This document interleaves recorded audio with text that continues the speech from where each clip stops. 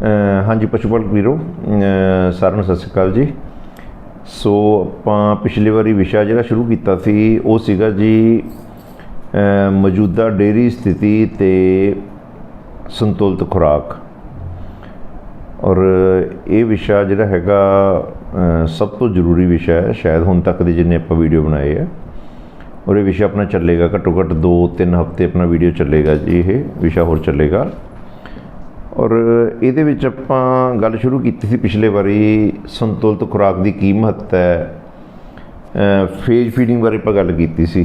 Phase feeding च ਆਪਾਂ गल की सी उम्र अनुसार तो जरूरत अनुसार।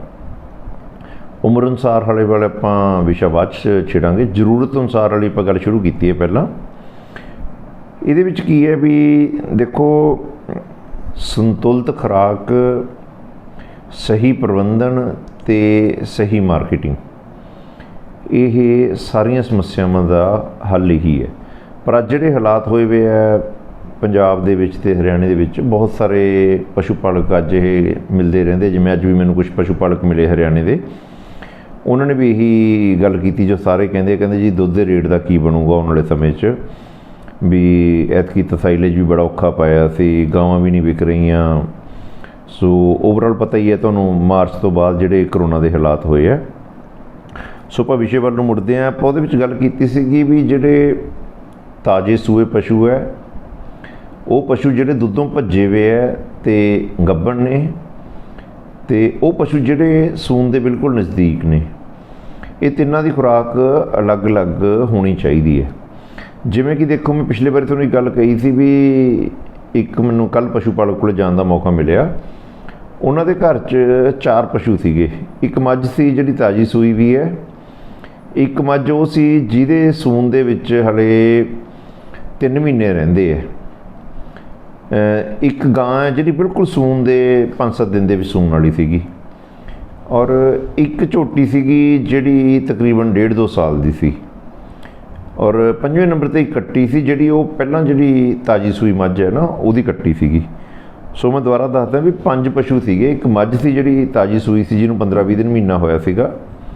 दूजी मੱਝ सीगी झोटी सी दूजी जिहड़ी गब्बन सी भलूण च सीगी, उहने 3 महीने तक सूना सी।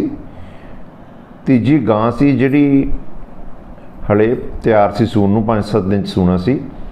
और चौथे नंबर ते जिहड़ी झोटी सी वो हले 2-2.5 साल दी सी। हले मतलब कि वही 2-2.5 साल तो या इस तो भी घट उम्र की होनी है हले, मतलब कि हले वही टीका नहीं सी लग्या।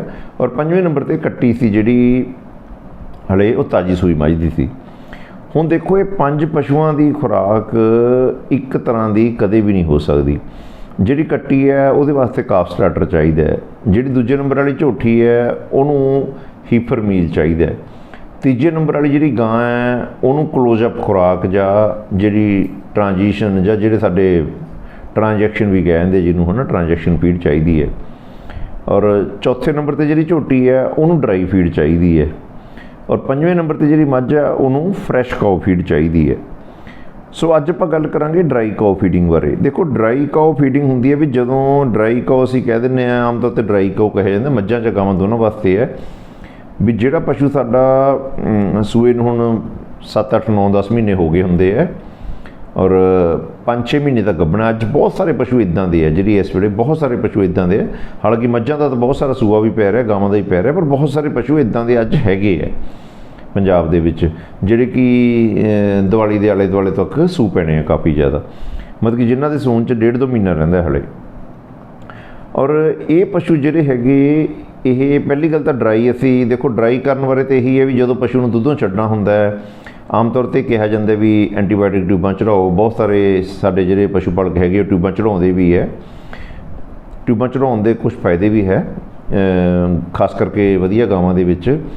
पर मेन गल ये हुंदी है भी जदों पशु साडा 6 महीने का 6.5 महीने का 7 महीने तक गब्बन हुंदा है, मੱਝ है जां गां है, सून च 2-3 महीने रहिंदे है, उदों बाद जिहड़ा पिछली तिहाई है मतलब कि पिछले 3 महीने है मੱਝਾਂ च गावां दे विच उदों की हुंदा है जिहड़ी बच्चे की ग्रोथ है बच्चे का वाधा हुंदा है बड़ी तेज़ी नाल होना शुरू हो जाता है। और दूजे नंबर पर जिहड़े हारमोनल अदला बदली है वो बड़ी तेज़ी नाल होनी शुरू हो जाती है।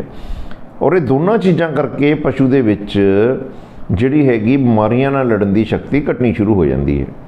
ਸੋ ਬਹੁਤ ਹੀ ਸਪੈਸ਼ਲਾਈਜ਼ਡ ਜਿਹੜੀ ਫੀਡਿੰਗ ਹੁੰਦੀ ਹੈ ਉਹ ਅਸੀਂ ਕਰਨੀ ਹੁੰਦੀ ਹੈ ਡਰਾਈ ਕਾਓ ਜਾਂ ਡਰਾਈ ਜਿਹੜੀ ਪਸ਼ੂ ਨੇ ਉਹਨਾਂ ਵਾਸਤੇ।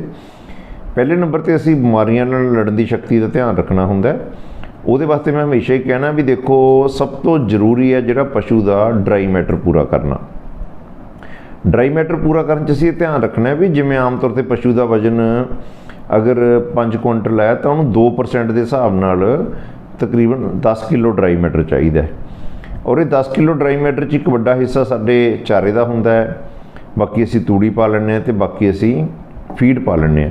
ਦੇਖੋ ਫੀਡ ਪਾਉਣ ਲੱਗੇ ਅਸੀਂ ਇਹ ਧਿਆਨ ਰੱਖਣਾ ਹੈ ਵੀ ਪਸ਼ੂ ਦੇ ਵਜ਼ਨ ਮੁਤਾਬਕ ਅਸੀਂ ਡਰਾਈ ਕਾਓ ਫੀਡ ਦੇਣੀ ਹੈ। ਜਿਹੜੇ ਬਹੁਤ ਸਾਰੇ ਸਾਡੇ ਪਸ਼ੂ ਪਾਲਕ ਨੇ ਡਰਾਈ ਕਾਓ ਫੀਡ ਲਗਭਗ ਅਸੀਂ 1.5 ਤੋਂ 2 ਮਹੀਨੇ ਖਵਾਉਣੀ ਹੁੰਦੀ ਹੈ ਵੱਧ ਤੋਂ ਵੱਧ, ਆਮ ਤੌਰ 'ਤੇ 1.5 ਮਹੀਨਾ। ਜਿਹੜੀ ਡਰਾਈ ਕਾਓ ਫੀਡ ਹੈ ਜੇ ਤੁਹਾਡੇ ਪਸ਼ੂ ਦਾ ਵਜ਼ਨ 5 ਕੁਇੰਟਲ ਤੋਂ ਵੱਧ ਹੈ ਤਾਂ ਤੁਸੀਂ ਧਿਆਨ ਰੱਖੋ ਵੀ ਉਹਨੂੰ ਘੱਟੋ ਘੱਟ 4 ਕਿਲੋ ਡਰਾਈ ਕਾਓ ਫੀਡ ਜਿਹੜੀ ਡਰਾਈ ਫੀਡ ਹੈ ਉਹ ਰੋਜ਼ ਦੀ ਪੈਣੀ ਹੈ। ਸਾਡੇ ਬਹੁਤ ਸਾਰੇ ਵੀਰ ਦੇਖੋ ਹਲੇ ਵੀ ਅੰਦਾਜ਼ੇ ਨਾਲ ਕਿਲੋ, 1.5 ਕਿਲੋ, 2 ਕਿਲੋ ਜਿਹੜੀ ਫੀਡ ਹੈ ਉਹ ਖਵਾਈ ਜਾਂਦੇ ਹੈ। ਔਰ ਕਈ ਵਾਰੀ ਕੀ ਹੁੰਦਾ ਵੀ ਇਸ ਸਮੇਂ 'ਤੇ ਜਿਹੜਾ ਪਸ਼ੂ ਦਾ ਬੜਾ ਜ਼ਰੂਰੀ ਵਾਧਾ ਹੁੰਦਾ ਬੱਚੇ ਦਾ ਉਹ ਰੁਕਣਾ ਸ਼ੁਰੂ ਹੋ ਜਾਂਦਾ ਹੈ। ਸੋ ਜੇ ਤੁਹਾਡੇ ਕੋਲੇ ਵਧੀਆ ਦੁੱਧ ਦੇਣ ਵਾਲੇ ਗਾਵਾਂ ਨੇ, ਮੰਨ ਲਓ ਤੁਹਾਡੇ ਕੋਲੇ ਗਾਵਾਂ ਨੇ ਜਿਨ੍ਹਾਂ ਦਾ ਵਜ਼ਨ 6 ਕੁਇੰਟਲ, 6.5 ਕੁਇੰਟਲ ਜਾਂ 7 ਕੁਇੰਟਲ ਦੇ ਨੇੜੇ ਹੈ, ਵਜ਼ਨ ਪਸ਼ੂ ਦਾ ਵਜ਼ਨ ਵਾਸਤੇ ਜਿਹੜੀਆਂ ਟੇਪਸ ਹੈਗੀਆਂ PDFA ਕੋਲ ਉਪਲਬਧ ਨੇ, PDFA ਦੇ ਮੁੱਲਾਂਪੁਰ ਦਫ਼ਤਰ 'ਚ ਉਪਲਬਧ ਨੇ। ਤੁਸੀਂ ਅੱਜ ਕੱਲ੍ਹ ਔਨਲਾਈਨ ਵੀ ਸਿਸਟਮ ਸ਼ੁਰੂ ਹੋ ਗਿਆ, ਉੱਥੋਂ ਮੰਗਵਾ ਸਕਦੇ ਹੋ। ਪਸ਼ੂ ਦੇ ਵਜ਼ਨ ਮੁਤਾਬਕ ਅਸੀਂ ਡਰਾਈ ਕਾਓ ਫੀਡ ਦੇਣੀ ਹੁੰਦੀ ਹੈ। ਔਰ ਕਈ ਪਸ਼ੂਆਂ ਨੂੰ ਤੁਸੀਂ 5 ਕਿਲੋ 6 ਕਿਲੋ ਤੱਕ ਵੀ ਡਰਾਈ ਫੀਡ ਦੇਣੀ ਹੁੰਦੀ ਹੈ। ਪਰ ਇਹ ਧਿਆਨ ਰੱਖਣਾ ਹੈ ਵੀ ਡਰਾਈ ਕਾਓ ਫੀਡ ਜਿਹੜੀ ਹੁੰਦੀ ਹੈ ਮਿਲਕਿੰਗ ਵਾਲੀ ਦੁੱਧ ਵਾਲੀ ਫੀਡ ਨਾਲੋਂ ਬਿਲਕੁਲ ਵੱਖਰੀ ਹੁੰਦੀ ਹੈ, ਕਿਉਂਕਿ ਜਿੱਥੇ ਅਸੀਂ ਉੱਥੇ TMR ਦੇ ਵਿੱਚ ਪ੍ਰੋਟੀਨ ਜਿਹੜੀ ਹੈਗੀ 16-17% ਰੱਖਦੇ ਹਾਂ, ਇੱਥੇ ਅਸੀਂ TMR ਦੀ ਪ੍ਰੋਟੀਨ ਲਗਭਗ 14% ਦੇ ਨੇੜੇ ਰੱਖਣੀ ਹੁੰਦੀ ਹੈ। ਪਰ ਅਸੀਂ ਇਹ ਧਿਆਨ ਰੱਖਣਾ ਹੁੰਦਾ ਵੀ ਜਿਹੜੀ ਫੀਡ ਦਾ ਖੁਰਾਕੀ ਸੰਤੁਲਨ ਹੈ ਉਹ ਬਹੁਤ ਜ਼ਿਆਦਾ ਵਧੀਆ ਹੋਵੇ, ਮਤਲਬ ਕਿ ਸੰਤੁਲਿਤ ਹੋਵੇ ਮੌਕੇ ਮੁਤਾਬਕ, ਜ਼ਰੂਰਤ ਮੁਤਾਬਕ, ਜਿਹੜੀ ਜ਼ਰੂਰਤ ਹੈ ਮੌਕੇ ਦੀ। ਸੋ ਇਸ ਕਰਕੇ ਪਹਿਲੀ ਗੱਲ ਤਾਂ ਇਹ ਹੈ ਤੁਸੀਂ ਮੇਨ ਪਸ਼ੂ ਦਾ ਮੈਸਟਾਈਟਸ ਤੋਂ ਧਿਆਨ ਰੱਖਣਾ ਹੈ। ਡਰਾਈ ਕਾਓ ਜਿਹੜੀ ਮੈਸਟਾਈਟਸ ਸੂਣ ਤੋਂ ਪਹਿਲਾਂ ਹੋਣ ਵਾਲੀ ਜਿਹੜੀ ਮੈਸਟਾਈਟਸ ਹੈ ਬਹੁਤ ਹੀ ਖਤਰਨਾਕ ਹੈ। ਤੁਸੀਂ ਧਿਆਨ ਰੱਖਣਾ ਵੀ ਕੋਈ ਥਣ ਉੱਚਾ ਨੀਵਾਂ ਤਾਂ ਨਹੀਂ ਹੋ ਰਿਹਾ, ਕਿਸੇ ਥਣ 'ਚ ਕੋਈ ਪ੍ਰੋਬਲਮ ਤਾਂ ਨਹੀਂ, ਸੋਜ ਤਾਂ ਨਹੀਂ ਆ ਰਹੀ, ਕੋਈ ਹੋਰ ਸਮੱਸਿਆ ਤਾਂ ਨਹੀਂ ਆ ਰਹੀ, ਤਾਂ ਤੁਰੰਤ ਆਪਣੇ ਨਜ਼ਦੀਕੀ ਮਾਹਰ ਨਾਲ ਗੱਲ ਕਰਨੀ ਹੈ।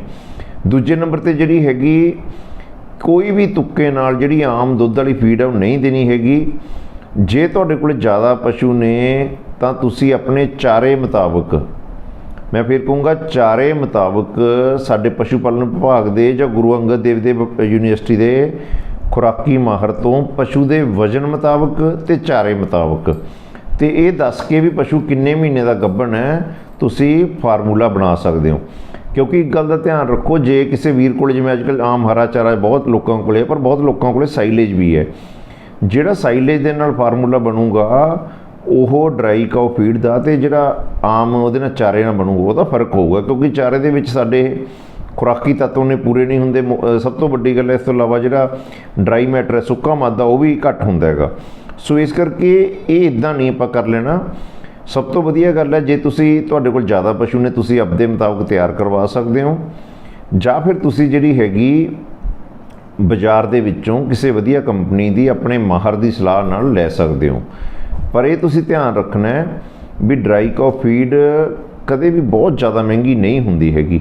ਆਮ ਤੌਰ 'ਤੇ ਅੱਜ ਦੇ ਰੇਟ 'ਚ ਅਸੀਂ ਲਾਈਏ, ਜੇ ਅੱਜ ਦੇ ਹਿਸਾਬ 'ਚ ਲਾਈਏ ਤਾਂ ਤਕਰੀਬਨ 1250 ਦਾ ਵਧੀਆ ਥੈਲਾ ਬਣ ਜਾਂਦਾ ਹੈ। ਪਰ ਇਹ ਤੁਸੀਂ ਧਿਆਨ ਰੱਖਣਾ ਵੀ ਜਿਹੜਾ ਸੂਣ ਤੋਂ ਪਹਿਲਾਂ ਪਸ਼ੂ 'ਤੇ 3 ਮਹੀਨੇ ਅਸੀਂ ਖਰਚਾ ਕਰਨਾ ਹੈ, 2.5 ਤੋਂ 3 ਮਹੀਨੇ ਜਾਂ 2 ਮਹੀਨੇ ਤੱਕ ਵੀ ਜਿਹੜਾ ਖਰਚਾ ਕਰਨਾ ਹੈ, ਇਹ ਜੇ ਅਸੀਂ 1 ਰੁਪਈਆ ਖਰਚਾਂਗੇ ਤਾਂ ਸਾਨੂੰ ਇਹਦੇ 5 ਰੁਪਈਏ ਮੁੜ ਕੇ ਆਉਣੇ ਹੈ, ਕਿਉਂਕਿ ਪਰਹੇਜ਼ ਜਿਹੜਾ ਹੁੰਦਾ ਹੈ ਉਹ ਬਹੁਤ ਜ਼ਿਆਦਾ ਜ਼ਰੂਰੀ ਹੁੰਦਾ ਹੈ। ਦੂਜੀ ਗੱਲ, ਇਹ ਜਿਹੜੇ ਪਰਹੇਜ਼ 'ਤੇ ਪੈਸੇ ਖਰਚੇ ਹੈ, ਜੇ ਤੁਸੀਂ ਸਹੀ ਮਾਅਨੇ 'ਚ ਡਰਾਈ ਕਾਓ ਫੀਡਿੰਗ ਪਸ਼ੂ ਨੂੰ ਕਰੋਗੇ ਉਹਦੀ ਜ਼ਰੂਰਤ ਅਨੁਸਾਰ, ਵਜਨ ਅਨੁਸਾਰ, ਜੇ ਮੈਂ ਦੱਸਿਆ ਵੀ ਜੇ 5 ਕੁਇੰਟਲ ਦੀ ਗਾਂ ਹੈ ਸਾਡੀ ਜਾਂ ਝੋਟੀ ਹੈ ਤਾਂ ਉਹਨੂੰ 4 ਕਿਲੋ ਡਰਾਈ ਫੀਡ ਘੱਟੋ ਘੱਟ 2 ਕਿਲੋ ਸਵੇਰੇ, 2 ਕਿਲੋ ਸ਼ਾਮ, 3-4 ਕਿਲੋ ਤੂੜੀ ਦੇ ਨਾਲ ਜਿਹੜਾ ਅਚਾਰ ਹੈ ਜਾਂ ਸਾਡੇ ਹਰੇ ਪੱਠੇ ਉਹਦੇ ਨਾਲ ਮਿਲਾ ਕੇ ਪੈਣੀ ਚਾਹੀਦੀ ਹੈ। ਔਰ ਇਹ ਮੇਨ ਗੱਲ ਇਹ ਹੁੰਦੀ ਹੈ ਜਦੋਂ ਅਸੀਂ ਇਹ ਫੀਡ ਦਿੰਦੇ ਹਾਂ ਤਾਂ ਇਹਦੇ ਨਾਲ ਸਾਨੂੰ ਬਾਹਰੋਂ ਕੋਈ ਵੀ ਨਮਕ, ਮਿੱਠਾ ਸੋਡਾ, ਕੈਲਸ਼ੀਅਮ, कोई होर ढोलियां किसी भी तरह दियां वो देण दी लोड़ नहीं पैंदी। और दूजी गल है जिहड़ी ये फीड हुंदी है, जे असीं पशु दा सही अगला सूआ लैणा है, जिवें आपां गल करदे हां भी पशु तां ही लाहेवंद है जे वो अगला सूआ हर साल सूआ दिंदा है, ਤਾਂ ਉਹਨੂੰ ਡਰਾਈ ਕਾਊ ਤੋਂ ਹੀ ਫੜਨਾ ਪੈਂਦਾ ਸਾਨੂੰ। ਮਤਲਬ ਕਿ ਇਹ ਸਮਾਂ ਹੁੰਦਾ ਜਦੋਂ ਅਸੀਂ ਲੇਵੇ ਨੂੰ ਜ਼ਰੂਰੀ ਆਰਾਮ ਦੇਣਾ ਹੁੰਦਾ ਔਰ ਜ਼ਰੂਰੀ ਪੁਨਰ ਸਥਾਪਤੀ, ਜਿਹਨੂੰ ਅਸੀਂ ਰੀਜੂਬੀਨੇਸ਼ਨ ਕਹਿੰਦੇ ਹਾਂ, ਮਤਲਬ ਕਿ ਆਰਾਮ ਕਰਨ ਦਾ ਸਮਾਂ ਦੇਣਾ ਹੁੰਦਾ। ਉਹ ਆਰਾਮ ਕਰਨ ਦਾ ਸਮਾਂ ਪਸ਼ੂ ਨੂੰ ਤਾਂ ਹੀ ਮਿਲੂਗਾ ਜੇ ਉਹਦਾ ਖੁਰਾਕੀ ਸੰਤੁਲਨ ਸਹੀ ਹੋਊਗਾ। ਜਿਹੜੀ ਦੁੱਧ ਦੇਣ ਵਾਲੇ ਪਸ਼ੂਆਂ ਵਾਲੀ ਫੀਡ ਹੈ ਜਾਂ ਕੋਈ ਵੀ ਅੰਦਾਜ਼ੇ ਨਾਲ ਪਾਈ ਗਈ ਫੀਡ, ਭਾਵੇਂ ਉਹ ਸਸਤੀ ਹੋਵੇ, ਉਹ ਇਸ ਸਮੇਂ 'ਤੇ ਮਹਿੰਗੀ ਪੈਂਦੀ ਹੈ ਕਿਉਂਕਿ ਜ਼ਰੂਰਤਾਂ ਪਸ਼ੂ ਦੀਆਂ ਬਿਲਕੁਲ ਵੱਖਰੀਆਂ ਨੇ। ਅਸੀਂ ਪਸ਼ੂ ਦੀ ਬਿਮਾਰੀਆਂ ਨਾਲ ਲੜਨ ਦੀ ਸ਼ਕਤੀ ਦਾ ਬਹੁਤ ਜ਼ਿਆਦਾ ਧਿਆਨ ਰੱਖਣਾ।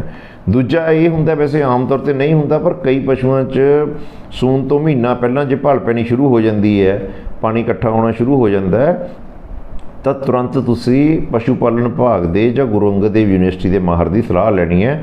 ਹਾਲਾਂਕਿ ਇਹੋ ਜਿਹੇ ਕੇਸ ਬਹੁਤ ਜ਼ਿਆਦਾ ਨਹੀਂ ਆਉਂਦੇ, ਪਰੰਤੂ ਫਿਰ ਵੀ ਜੇ ਕੋਈ ਪ੍ਰੋਬਲਮ ਆਉਂਦੀ ਹੈ ਤਾਂ ਤੁਰੰਤ ਮਾਹਰ ਦੀ ਸਲਾਹ ਲੈਣੀ ਹੈ। ਬਾਕੀ ਇਹ ਹੈ, ਦੇਖੋ ਮੈਂ ਹਮੇਸ਼ਾ ਕਹਿਣਾ, ਬਹੁਤ ਸਾਰੇ ਪਸ਼ੂ ਪਾਲਕ ਇਹਦੇ ਬਾਰੇ ਪੁੱਛਦੇ ਰਹਿੰਦੇ ਆ ਐਂਟੀਬਾਇਓਟਿਕਸ ਅਤੇ ਹਾਰਮੋਨਸ ਬਾਰੇ। ਐਂਟੀਬਾਇਓਟਿਕਸ ਅਤੇ ਹਾਰਮੋਨਸ ਬਾਰੇ ਮੇਰਾ ਸਟੈਂਡ ਬਿਲਕੁਲ ਸਪਸ਼ਟ ਹੈ ਜੀ, ਵੀ ਜੇ ਤੁਹਾਡੇ ਪਸ਼ੂ ਦੇ ਖੁਰਾਕ ਸਹੀ ਹੈ ਤਾਂ ਤੁਸੀਂ ਜਿਹੜੀਆਂ ਆਲਟਰਨੇਟਿਵ ਪੈਥੀਜ਼ ਹੈਗੀਆਂ, ਜਿਵੇਂ ਸਾਡੀ ਆਪਾਂ ਗੱਲ ਕਰਦੇ ਹੁੰਦੇ ਆ, ਆਮਲਾ ਪਾਊਡਰ ਹੋ ਗਿਆ, ਔਲਿਆਂ ਦਾ ਪਾਊਡਰ ਹੋ ਗਿਆ, ਹਲਦੀ ਵਾਲਾ ਪਾਊਡਰ ਹੋ ਗਿਆ, ਜਿਹਨੂੰ ਐਥਨੋ ਵੈਟਨਰੀ ਮੈਡੀਸਨ ਵੀ ਕਹਦੇ ਆ। ਬਹੁਤ ਸਾਰੀਆਂ ਐਥਨੋ ਵੈਟਨਰੀ ਮੈਡੀਸਨ ਦੀ ਲਿਸਟ ਹੈ ਜਿਹੜੀ ਉਹ ਨੈਸ਼ਨਲ ਡੇਅਰੀ ਡਿਵੈਲਪਮੈਂਟ ਬੋਰਡ ਦੀ ਜਿਹੜੀ ਸਾਈਟ ਹੈ, NDDB ਦੀ ਸਾਈਟ ਹੈ, ਤੁਸੀਂ ਉਹ 'ਤੇ ਜਾ ਕੇ ਦੇਖ ਸਕਦੇ ਹੋ।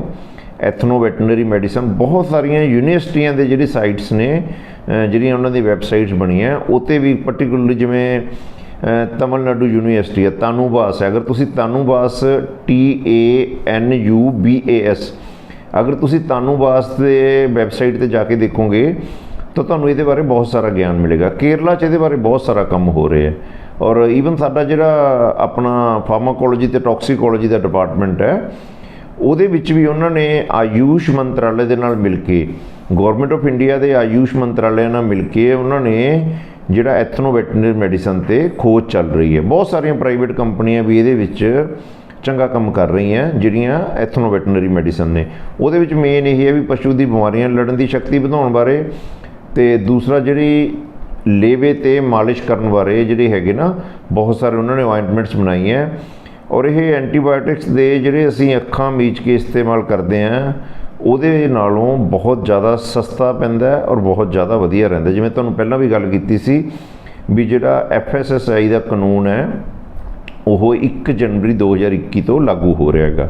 ਔਰ ਬਾਕੀ ਇਹ ਗੱਲ ਹੈ ਵੀ ਜਿਹੜੀ ਹੋਮਿਓਪੈਥਿਕ ਅਤੇ ਇਲੈਕਟ੍ਰੋ ਹੋਮਿਓਪੈਥਿਕ ਦਵਾਈਆਂ ਨੇ, ਇਹਦੇ ਵਿੱਚ ਆਪਾਂ ਥੋੜ੍ਹੀ ਜਿਹੀ ਰੁਚੀ ਦਿਖਾਈਏ। ਐਂਟੀਬਾਇਓਟਿਕ ਦੇ ਜਿਹੜਾ ਇਹ ਮੱਕੜ ਜਾਲ ਦੇ ਵਿੱਚ ਅਸੀਂ ਉਲਝੇ ਪਏ ਹਾਂ। ਹਾਲਾਂਕਿ ਬਹੁਤ ਸਾਰੇ ਜਿਹੜੇ ਮੈਨੂੰ ਵੀਰ ਫੋਨ ਕਰਦੇ ਆ, ਉਹ ਅਕਸਰ ਕਈ ਵਾਰੀ ਮੈਂ ਦੇਖਦਾ ਵੀ ਆਪਣੀ ਜਿਹੜੀ ਮਰਜ਼ੀ ਦਾ ਐਂਟੀਬਾਇਓਟਿਕ ਹੈ ਲਾਉਣਾ ਉਹੀ ਚਾਹੁੰਦੇ ਹੁੰਦੇ ਆ, ਸਿਰਫ ਮੇਰੀ ਹਾਂ ਕਰਵਾਉਣਾ ਚਾਹੁੰਦੇ ਹੁੰਦੇ ਆ। ਸੋ ਕਿਰਪਾ ਕਰਕੇ ਇੱਦਾਂ ਨਾ ਕਰੋ, ਇਹਦੇ ਨਾਲ ਕੁਛ ਨਹੀਂ ਹੋਣਾ। ਮੇਰੀ ਸਲਾਹ ਤੁਸੀਂ ਤਾਂ ਹੀ ਲਓ ਜੇ ਤੁਸੀਂ ਮੰਨਣੀ ਹੈ। ਜੇ ਤੁਸੀਂ ਆਪਣੀ ਸਲਾਹ ਮੈਥੋਂ ਮਨਵਾਉਣੀ ਹੈ ਫਿਰ ਤੁਸੀਂ ਆਪਣੀ ਮਰਜ਼ੀ ਕਰ ਸਕਦੇ ਹੋ। ਮੈਂ ਉਹਦੇ ਨਾਲ ਮੇਰੀ ਕੋਈ ਸਹਿਮਤੀ ਨਹੀਂ ਹੈਗੀ। ਅੱਖਾਂ ਮੀਚ ਕੇ ਜਿਹੜਾ ਅਸੀਂ ਐਂਟੀਬਾਇਓਟਿਕ ਅਤੇ ਹਾਰਮੋਨ ਦਾ ਵਰਤੋਂ ਹੋ ਰਹੀ ਹੈ, ਇਹ 100% ਜਿਹੜੀ ਹੈਗੀ ਇਹ ਗਲਤ ਹੈ। ਔਰ ਮੈਂ ਸਪਸ਼ਟ ਕਹਿਣਾ ਤੁਹਾਨੂੰ ਸਾਰਿਆਂ ਨੂੰ, ਬੜੇ ਸਪਸ਼ਟਲੀ ਕਹਿਣਾ ਤੁਹਾਨੂੰ ਵੀ ਸੰਤੁਲਿਤ ਖੁਰਾਕ, ਸਹੀ ਪ੍ਰਬੰਧਨ ਅਤੇ ਸਹੀ ਮਾਰਕੀਟਿੰਗ, ਇਹ ਸਾਡੀਆਂ ਸਾਰੀਆਂ ਸਮੱਸਿਆ ਦਾ ਹੱਲ ਹੈ। ਅੱਜ ਮੁੜ ਲਓ, ਕੱਲ੍ਹ ਮੁੜ ਲਓ, ਪਰਸੋਂ ਨੂੰ ਮੁੜ ਲਿਓ, ਸਾਲ ਬਾਅਦ ਮੁੜ ਲਿਓ, 5 ਸਾਲ ਬਾਅਦ ਮੁੜ ਲਿਓ, ਆਉਣਾ ਇੱਥੇ ਹੀ ਪੈਣਾ। ਜੇ ਖੁਰਾਕ ਸਹੀ ਹੈ ਜੀ, ਦਵਾਈਆਂ ਦੀ ਕੋਈ ਬਹੁਤੀ ਲੋੜ ਨਹੀਂ, ਅਤੇ ਜੇ ਖੁਰਾਕ ਸਹੀ ਨਹੀਂ, ਦਵਾਈਆਂ ਦਾ ਬਹੁਤਾ ਫਾਇਦਾ ਨਹੀਂ ਹੈਗਾ। ਸੋ ਆਪਣਾ ਵਿਸ਼ਾ ਇਹ ਚੱਲਦਾ ਰਹੂਗਾ ਜੀ। ਡਰਾਈ ਕਾਊ ਫੀਡਿੰਗ ਬਾਰੇ ਸੂਣ ਤੋਂ ਜਿਹੜੀ 2 ਮਹੀਨੇ ਪਹਿਲਾਂ ਅਸੀਂ ਖੁਰਾਕ ਦੇਣੀ ਹੈ, ਉਹਦੇ ਬਾਰੇ ਕੋਈ ਸਵਾਲ ਹੋਵੇ ਖੁੱਲ੍ਹ ਕੇ ਮੈਨੂੰ ਪੁੱਛ ਸਕਦੇ ਹੋ। ਪਰ ਮੈਂ ਫਿਰ ਇਹੀ ਕਹੂੰਗਾ ਜੀ, ਵੀਡੀਓ ਜ਼ਰੂਰ ਸੁਣਿਆ ਕਰੋ ਔਰ ਧਿਆਨ ਨਾਲ ਸੁਣਿਆ ਕਰੋ। ਇਹ ਜਿਹੜਾ ਪਸ਼ੂ ਪਾਲਣ ਵਿਭਾਗ ਦੇ ਰਾਹੀਂ ਜਿਹੜਾ ਅਸੀਂ ਉਪਰਾਲਾ ਕਰ ਰਹੇ ਹਾਂ, ਇਹਦਾ ਮਤਲਬ ਇਹੀ ਹੈ ਵੀ ਪੰਜਾਬ ਦੇ ਹਰ ਕੋਨੇ ਤੱਕ ਛੋਟੇ ਤੋਂ ਛੋਟੇ ਅਤੇ ਵੱਡੇ ਤੋਂ ਵੱਡੇ ਪਸ਼ੂ ਪਾਲਕਾਂ ਤੱਕ ਸਹੀ ਜਾਣਕਾਰੀ ਉਪਲਬਧ ਕਰਾਉਣੀ, ਉਹ ਵੀ ਬਿਨਾਂ ਕਿਸੇ ਕਮਰਸ਼ੀਅਲ ਇੰਟਰਸਟ ਦੇ, ਬਿਨਾਂ ਕਿਸੇ ਵਪਾਰਕ ਇੱਛਾ ਤੋਂ। ਸੋ ਮੈਂ ਇਹੀ ਕਹੂੰਗਾ ਜੀ ਵੀ ਇਹ ਤੁਹਾਡੇ ਆਪਣੇ ਵੀਡੀਓ ਨੇ, ਤੁਸੀਂ ਇਹਦੇ ਬਾਰੇ ਖੁੱਲ੍ਹ ਕੇ ਮੈਨੂੰ ਪੁੱਛ ਸਕਦੇ ਹੋ। ਕੋਈ ਚੀਜ਼ ਸਮਝ ਨਹੀਂ ਆਉਂਦੀ ਤਾਂ ਪੁੱਛ ਸਕਦੇ ਹੋ, WhatsApp 'ਤੇ ਕਰ ਸਕਦੇ ਹੋ। ਕੁਝ ਫੋਨ ਕਾਲ ਮਿਸ ਹੋ ਜਾਂਦੇ ਆ, ਉਹ ਹੋਣੇ ਹੀ ਆ, ਕੋਈ ਗੱਲ ਨਹੀਂ, ਇੰਨੇ ਫੋਨ ਨਹੀਂ ਸੁਣ ਹੁੰਦੇ। ਤੁਸੀਂ ਮੈਨੂੰ ਸੋਸ਼ਲ ਮੀਡੀਆ 'ਤੇ ਵੀ ਸਵਾਲ ਪੁੱਛ ਸਕਦੇ ਹੋ। ਅਤੇ ਦੂਸਰਾ ਜੀ, ਫੇਸਬੁੱਕ 'ਤੇ ਮੈਂ ਪਹਿਲਾਂ ਵੀ ਕਿਹਾ ਸੀਗਾ ਵੀ ਹੁਣ ਮੈਂ ਹੋਰ ਕੋਈ ਫਰੈਂਡ ਨਹੀਂ ਐਡ ਕਰਦਾ, ਮੈਂ ਆਪਣਾ ਪੇਜ ਵੀ ਬਣਾਇਆ। ਬਾਕੀ ਸਾਡੇ ਪਸ਼ੂ ਪਾਲਣ ਵਿਭਾਗ ਦਾ YouTube ਚੈਨਲ ਹੈ ਜੀ, ਐਨੀਮਲ ਹਸਬੈਂਡਰੀ ਪੰਜਾਬ, ਤੁਸੀਂ ਉਹ ਵੀ ਸਬਸਕ੍ਰਾਈਬ ਕਰ ਸਕਦੇ ਹੋ। ਗੁਰੂ ਅੰਗਦ ਦੇਵ ਯੂਨੀਵਰਸਿਟੀ ਦਾ YouTube ਚੈਨਲ ਹੈ, ਉਹ ਵੀ ਸਬਸਕ੍ਰਾਈਬ ਕਰ ਸਕਦੇ ਹੋ। ਮੇਰਾ ਆਪਣਾ YouTube ਚੈਨਲ ਜਿਹੜਾ ਤੁਹਾਡੇ ਵਾਸਤੇ ਮੈਂ ਬਣਾਇਆ ਹੋਇਆ, ਉਹ ਵੀ ਸਬਸਕ੍ਰਾਈਬ ਕਰ ਸਕਦੇ ਹੋ। ਸੋ ਸਾਰਿਆਂ ਨੂੰ ਇਹੀ ਬੇਨਤੀ ਹੈ ਜੀ ਵੀ ਆਪਾਂ ਗਿਆਨ ਲਈਏ ਅਤੇ ਵੰਡੀਏ, ਇਹ ਸਾਰਿਆਂ ਦਾ ਸਾਂਝਾ ਹੈਗਾ। ਇਹਨੂੰ ਆਪਾਂ ਵੱਧ ਤੋਂ ਵੱਧ ਕੋਸ਼ਿਸ਼ ਕਰੀਏ ਵੀ ਇੱਕ ਪਸ਼ੂ ਪਾਲਕ ਘੱਟੋ ਘੱਟ ਇਹ ਸੂਚਨਾ, ਜਿਹੜੀ ਇਹ ਗਿਆਨ ਦੀ ਸੂਚਨਾ ਹੈ, ਉਹ 5 ਤੋਂ 7 ਪਸ਼ੂ ਪਾਲਕਾਂ ਨਾਲ, ਖਾਸ ਕਰਕੇ ਜਿਹੜੇ ਸਾਡੇ ਛੋਟੇ ਪਸ਼ੂ ਪਾਲਕ ਹੈ, ਜਿਹੜੇ ਦਿਨੋਂ ਦਿਨ ਇਸ ਧੰਦੇ 'ਚੋਂ ਭੱਜਦੇ ਜਾ ਰਹੇ ਹੈ, ਨਿਕਲਦੇ ਜਾ ਰਹੇ ਹੈ, ਜਿਨ੍ਹਾਂ ਨੇ ਹੁਣ ਮੱਝਾਂ ਗਾਵਾਂ ਛੱਡ ਕੇ ਡੋਲੂ ਚੱਕ ਲਏ ਹੈ, ਉਹਨਾਂ ਨੂੰ ਆਪਾਂ ਜੋੜੀਏ। ਸੋ ਵਿਸ਼ਾ ਆਪਣਾ ਚੱਲਦਾ ਰਹੂਗਾ ਜੀ, ਸੰਤੁਲਿਤ ਖੁਰਾਕ, ਸਹੀ ਪ੍ਰਬੰਧਨ ਅਤੇ ਸਹੀ ਮਾਰਕੀਟ। ਕੋਈ ਸਵਾਲ ਹੋਵੇ ਜੀ ਮੈਨੂੰ WhatsApp ਕਰ ਸਕਦੇ ਹੋ। ਸਾਰਿਆਂ ਦਾ ਧੰਨਵਾਦ ਜੀ, ਸਾਰਿਆਂ ਨੂੰ ਸਤਿ ਸ਼੍ਰੀ ਅਕਾਲ ਜੀ।